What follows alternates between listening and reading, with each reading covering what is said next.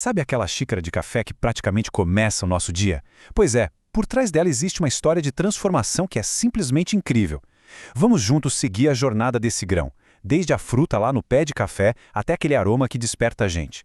É uma viagem, olha, muito mais complexa e fascinante do que se pode imaginar. Mas afinal, de onde é que vem o sabor de um bom café? Muita gente pensa que é só da torra, né? Mas a verdade é que a essência do que a gente sente na xícara é definida muito, mas muito antes, numa série de decisões cruciais que começam lá no campo. É uma metamorfose, de verdade. Pensa só, uma frutinha vermelha que vira uma semente. E essa semente, que no começo não tem cheiro de nada, se transforma numa explosão de aromas e sabores. Vamos acompanhar cada passo dessa mágica. E o primeiríssimo passo dessa jornada leva a gente direto para a planta. É aqui que a gente descobre o primeiro segredo. O café não nasce como um grão, ele nasce como o caroço de uma fruta. Pois é, isso mesmo. O que a gente chama de grão é, na realidade, a semente. Por isso a colheita é um trabalho tão minucioso, onde só as cerejas no ponto certo de maturação, com aquele tom de vermelho vivo, são escolhidas. E olha que curioso, às vezes a fruta desenvolve uma semente só, bem redondinha. Essa raridade ganha um nome especial, moca ou piaberry. Ok, fruta colhida. E agora? Agora a cereja precisa ser processada para a gente conseguir tirar a semente de dentro. E é aqui que a jornada se divide em caminhos diferentes. O método que o produtor escolhe vai definir basicamente a alma daquele café. O perfil de sabor dele nasce aqui. O primeiro caminho é o processo lavado. Nele, a polpa da fruta é toda retirada e os grãos ficam fermentando em tanques com água. Essa etapa é super importante para quebrar os açúcares da mucilagem, que é aquela camada grudenta e doce que envolve o grão. O resultado? Um café com acidez vibrante e um sabor, nossa, incrivelmente limpo. O segundo caminho é basicamente o oposto, o processo natural. Aqui ninguém tira nada. A cereja inteira é deixada para secar no sol por semanas. Durante todo esse tempo, os açúcares e todos os sabores da fruta vão sendo aos pouquinhos absorvidos pela semente. Isso cria um perfil de sabor totalmente diferente. E é aqui que a gente entende o impacto disso tudo. O processo lavado resulta em cafés mais nítidos, mais ácidos.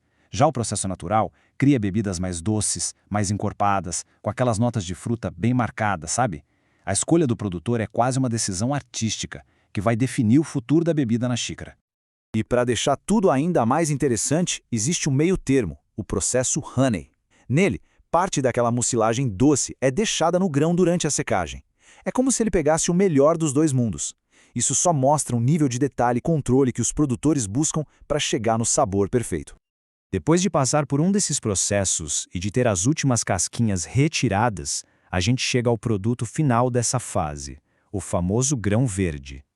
E agora, se preparem para a grande surpresa.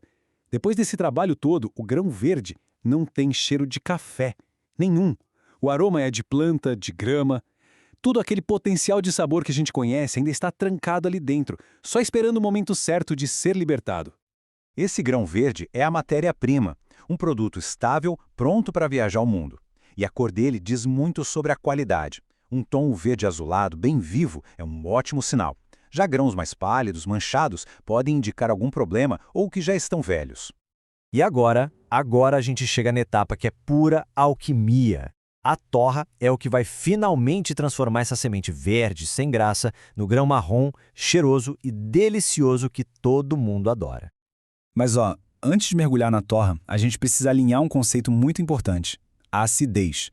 No universo dos cafés especiais, a acidez não é uma coisa ruim. Pelo contrário, é uma qualidade super desejada que traz brilho, vivacidade para a bebida. Pensa na acidez gostosa de uma fruta cítrica ou de um bom vinho. É disso que estamos falando.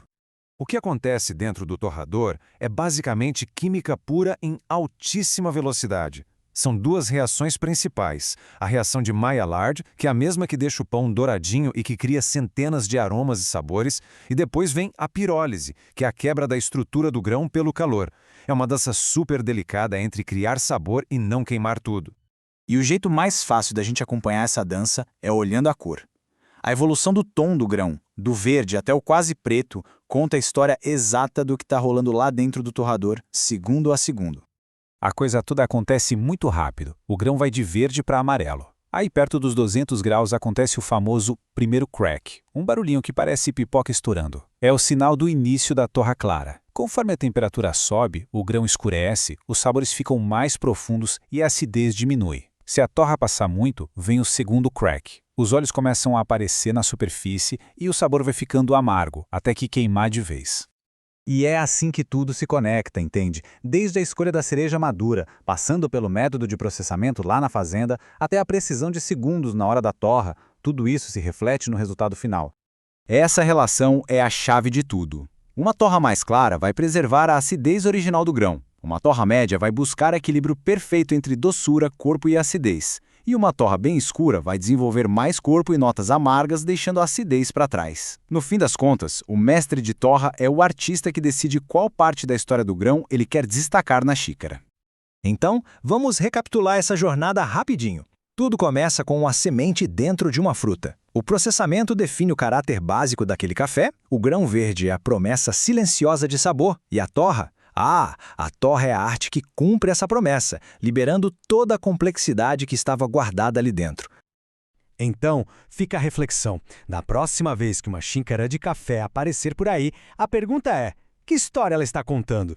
Será que dá para sentir as notas de fruta de um processo natural? A acidez brilhante de um café lavado ou a doçura caramelizada de uma torra perfeita? A história está toda lá, só esperando para ser descoberta.